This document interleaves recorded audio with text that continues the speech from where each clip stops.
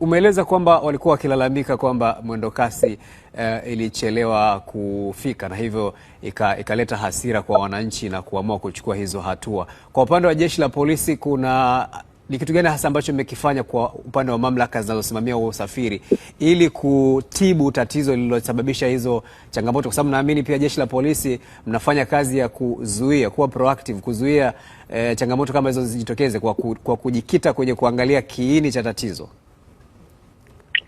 Hakuna ubishi hiyo mwendokasi mabasi yalichelewa kwa sababu mbalimbali ambazo zimekwisha elezwa mara kadhaa, na pia jitihada mbalimbali ambazo zimekuwa zikifanywa na serikali kuhusu kupata suluhisho la hiyo changamoto.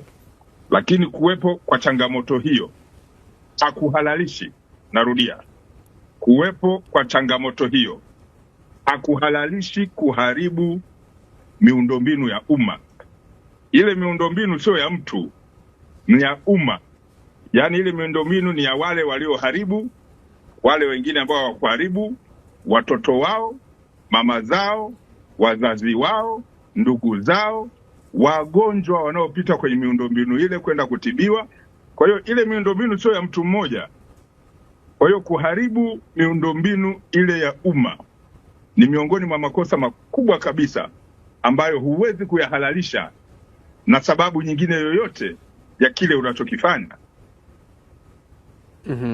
Sasa na katika hilo sasa ni watu wangapi ambao mnawashikilia mpaka hivi sasa?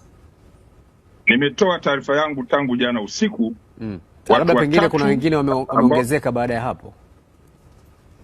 Watu watatu ambao tulikutana nao kwenye kile kikundi pale maeneo Magomeni Kagera tuliwakamata na tumefanya nao mahojiano, na utaratibu wa kisheria unafanywa ili kuwapeleka kwenye mamlaka zingine za kisheria.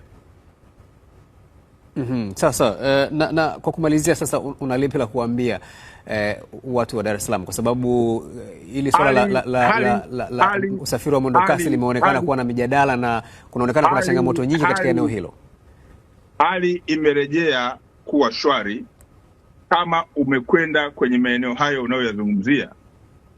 Serikali iliahidi kuweka mabasi mengine na ilishasema yanawekwa, na leo asubuhi mabasi 20 mapya yalikuwa tayari yanafanya kazi pale. Kama umekwenda maeneo hayo ya mwendokasi kuanzia kule Kimara kuja maeneo ya Kona, Baruti, Korogwe, Manzese, Argentina, Mwembe Chai pale, kuja Usalama, Mapipa, mpaka kuja mpaka Ukufaya la Gerezani,